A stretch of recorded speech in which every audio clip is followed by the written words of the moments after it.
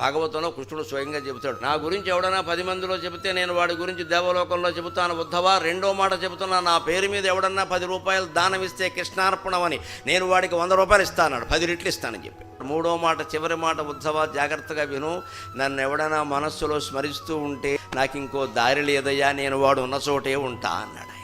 అంత గొప్ప అవకాశం ఇచ్చాడు. మనం సందుల్లో ఉన్నామా, గొంతుల్లో ఉన్నామా, ఉక్కబోస్తుందా, చలిస్తుందా అనవసరం అమ్మా.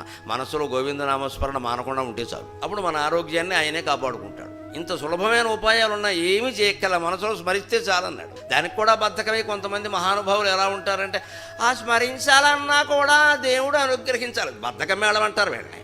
ఆకలి ఇస్తే అన్నం తినట్లా, ఉప్మా తినాలన్నా కూడా దేవుడు అనుగ్రహించాలని నోరు మూసుకుంటున్నావా? 2 కేజీలు ఉప్మా లాగించేసావు ఇక్కడ. దైవస్మరణ చేయడానికి, పుస్తకం చదవడానికి అప్పుడు దేవుడు అనుగ్రహించి, ఎందుకంటే మనకి ఇష్టం లేదు.